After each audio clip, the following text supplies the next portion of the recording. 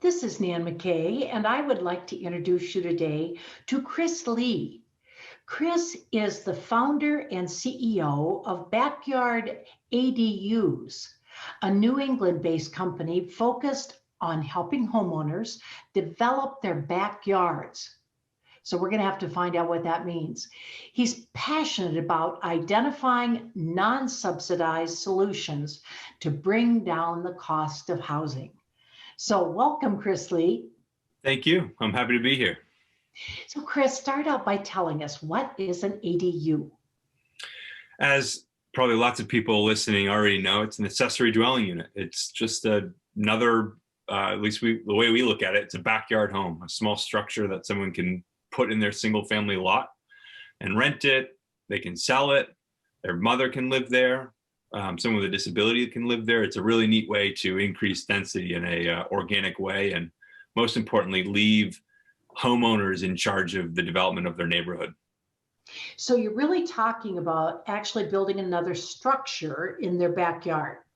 That's a lot of what we focus on, because we find that it is less complicated from a construction standpoint. And more importantly than that, it's what we found that homeowners want. Even if it's a family member, that separation, that little bit of grass between the primary house and this new unit gives someone a sense of retaining their privacy and home, that in a way that a shared wall just kind of deteriorates a little bit. And they love the idea. I think it's probably something to do with the tiny home movement. They love the idea of a small home in their backyard, even if it's not truly tiny. As long as someone can call it tiny, it's a tiny home. So you'd still have to have a pretty good sized backyard to be able to do that. To some degree. I mean, it depends, I think, a lot on the location in the city. I mean, if there's higher density in general, people generally are okay with a smaller backyard. Some people don't use their backyards at all. But the size of the yard really comes down to the local rules and what are required for setbacks. If you have very small setbacks, Portland, Maine just passed a new ordinance that allows, I think it's I want to say it's a 4-foot setback. So in that scenario, you can have a very small backyard and create 2 private spaces. And if it's for family, you can really make a little courtyard kind of area using the ADU, and you don't need much space at all. And can you sell it? Can you own it yourself if you're that owner who's talking about their own backyard? Or can you rent it? What could you do with the structure? So you can do a lot. You can rent it. That's what a lot has been talked about nationwide. But I think what we've seen really coast to coast is that there's been resistance for homeowners creating these to rent. So people have seen Dweller out in Oregon have done a really good job creating a financing model to build these and act as a landlord and kind of bypass that landlord barrier. But I think the most interesting thing is the ability to sell these. And that's one of the things we've been working on, is allowing a homeowner to essentially sell their backyard and let somebody else deal with the creation of this ADU and everything that entails, from choosing what they want to build to organizing the financing. And it creates more affordable ownership opportunities, which is really one of the things that's lacking, especially when it comes to new construction. It's almost non-existent to build a new home affordably. So I think you're talking about selling your non-subdividable backyard to somebody that wants to build on it. So how can that be done? That's exactly what we're talking about. So we stumbled on this from the Pioneer Valley Habitat for Humanity when we were operating out there. And they were using this strategy to create more affordable ownership opportunities in expensive areas of Northampton and Amherst. And they were essentially creating 2-family homes or a single-family home and an ADU, and separating the ownership using condominium law. So we've latched onto that and figured, okay, well, if we can separate these cleanly from an ownership as 2 separate detached condos, well, we could take that a step further and create a new listing and call it sell somebody the right to build an ADU in your backyard. You're not selling the land, but you're selling the right for someone to build one and have a private area. With condo law can basically cut the lot in half, just like writing a new deed would. It just becomes an overlay. So what if the owner, who assume still owns the land underneath the unit, decides to sell, and the new owner says, I don't want that in my backyard, and they own the land? What happens? It's a good question. So the best way to look at it is you're basically getting a new neighbor, and you no longer own that piece of the land anymore. The condo association is essentially going to become the owner of the land, and then the people who are living on it, being the original homeowner and this new ADU small homeowner, are going to have rights to use sections of the property.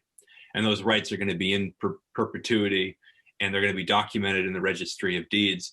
So it's as good as having that deeded piece, because it's really no different than if you were to buy a condo. You have rights to use the condo. Often you have a backyard area, you have rights to a parking spot, and that is something that is tradable.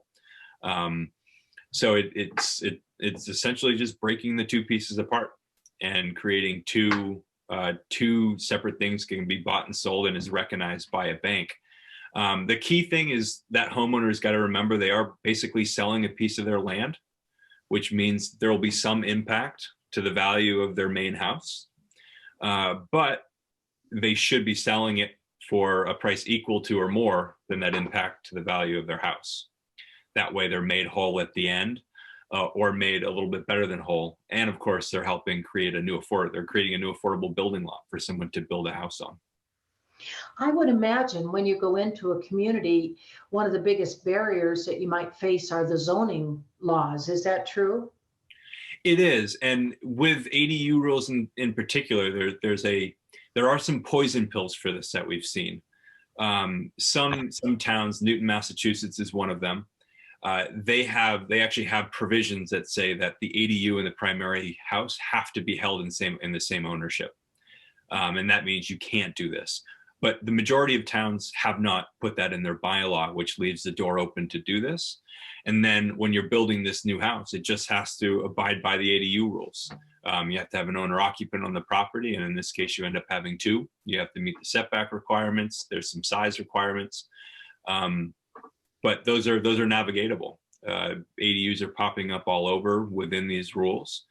This is just this isn't changing anything about the rules that govern them. It's just creating a different way of owning it. So if there are no specific ADA zoning rules, do the multifamily zoning rules apply? So they wouldn't in here. They wouldn't. It would still be seen as an ADU in a single family home. So ADUs were created to help break down the barriers of single family zoning. So you can still do this in a single family zone, and it's not considered multifamily. And I think it's a neat way to extend the benefits of ADUs, because essentially you're not creating any rental situations in a single family market. You're creating another ownership opportunity. You're just creating an ownership of a smaller house. So it's a really neat way to kind of capture the spirit of ADU rules, and not really, it shouldn't make homeowners be more fearful of having increased, I think the fear is having somebody come in and trashing their yard or what it might be, but it'll be a homeowner. So they should want to take care of what they bought and built. Are there many cities that have these? So I think it's relatively new. I did see an example of a development I want to say it was Portland, Oregon, that a developer had bought two side-by-side single-family homes, created two ADUs, and then created four unit condos right next door to each other in order to maximize that land value and create more options. And then we're working on a project right now in North Yarmouth, which will be taking two lots that are single family zoned and getting four houses out of it. That way we can take a high priced area and create four affordable building lots without needing to seek any kind of exemptions from the town. We're just going to go right inside of their rules and use this strategy. That's really interesting. So what do you think is the typical makeup of a family that's most likely to utilize an ADU? It's probably going to be a smaller family, whether it's something aging in place, an elderly person, or a young couple. I think might be another one. Generally, they're smaller, so it's tougher to get a lot of people in. But that's the one of the needs we're trying to fill. There's a lot of stressors on smaller homes, and because we're seeing a lot of people retire, one of in the elderly population, a huge chunk of them are single, so they need less space. So they're kind of putting pressure on small houses, and there just aren't a lot of them because of the last 20 years. The average house that was built was 2,700 square feet. And that's a whole nother thing we could dig into is why that was. But we're fighting against some of the reasons. There's a lot of reasons why houses were big, but we're finding ways to get around that and make it possible with bank financing and appraisals and loan to value ratios and all that kind of stuff that are some barriers. I'm wondering if it might be grandparents that might be thinking, gosh, my grandchildren would be really close by and yet still have their separation of space. Is there any of that kind of situation? Yeah, that's so from what we've done, 90% of the people who are doing the standard, let's build a backyard home, an ADU, are grandparents moving into their kids' backyard. And we've seen parents move from as far as New Jersey up to Western Mass. We've seen people go from New York up to Maine just to be closer to their kids. And the pandemic scared a lot of families. They had a parent get locked down 4 or 5 hours away, and they just can't see that happening again because they're used to being able to drive that quickly. And beyond just being worried about having that separation, we've also seen people making decisions about not wanting to go in a retirement community and seeing this as now a better option. Not only better because they're not in the retirement community, which may be more susceptible to a pandemic, but also because they're closer to their kids, and it's cheaper. It's significantly cheaper to consolidate households in this way. And we did just have, we've got one customer that we'll be starting working with in January, whose parents are going to be selling their condo.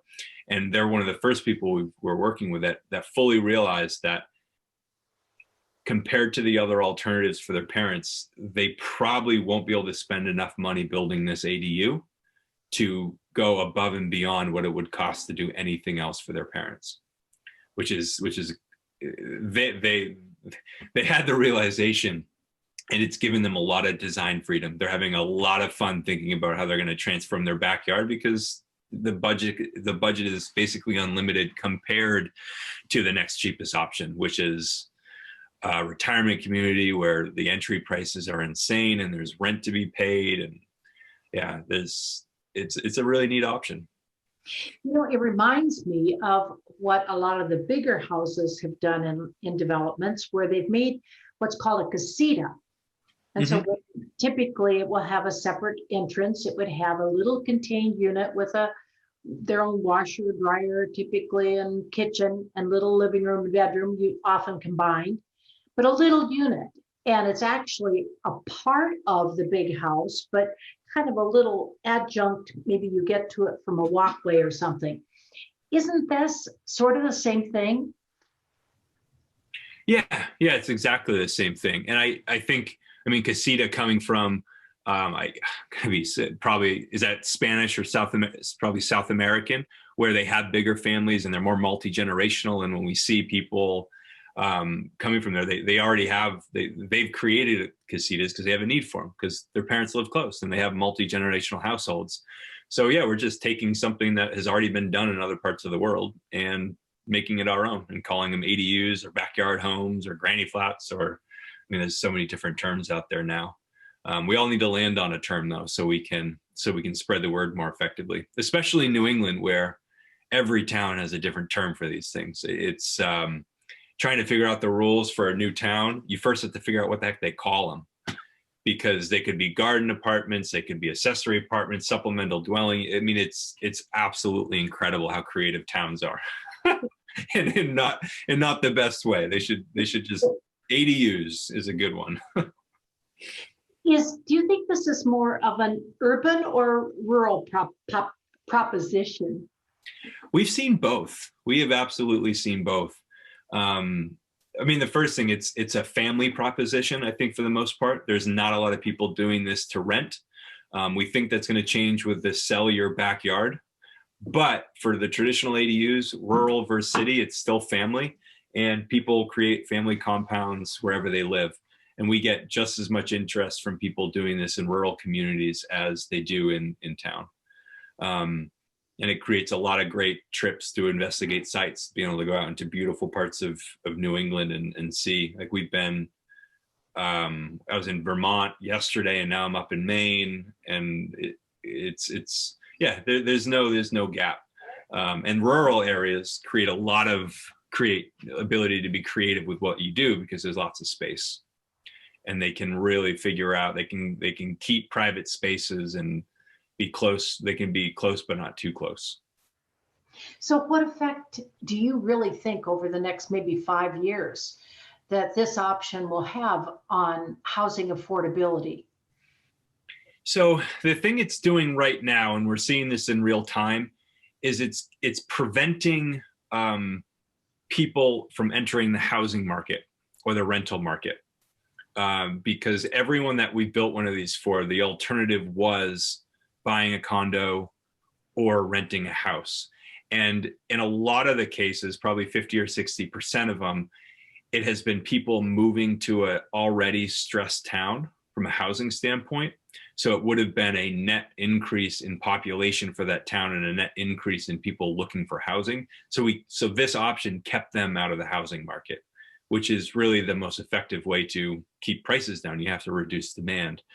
So that's the immediate near-term impact. It's going to reduce demand on housing, especially for small units.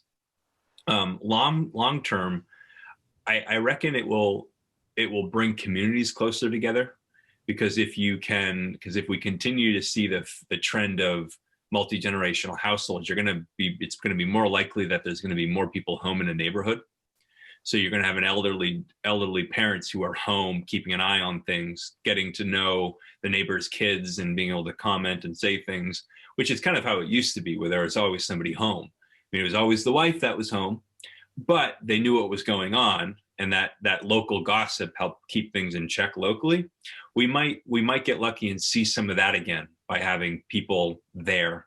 That way we can kind of fix some of the things that are occurring because there's nobody home to be there and help take care of things. Well, my last question is, how did you get interested in this? So it's not that sexy of a story. I was getting ready to do a big apartment project, and the deal blew up. It just blew up, and I was looking for something to do, and and I started reading the zoning bylaw for the town that we were living in East Hampton. And it turned out you could build backyard homes, you could build tiny homes, and everyone thought that you couldn't. So quickly just started pulling the pieces together, and someone who lived 2 streets down posted on Facebook saying they thought that they could do this for their mom who moved to town last year. And I responded to her Facebook post, said, "Yes, you absolutely can. Do you want to chat?"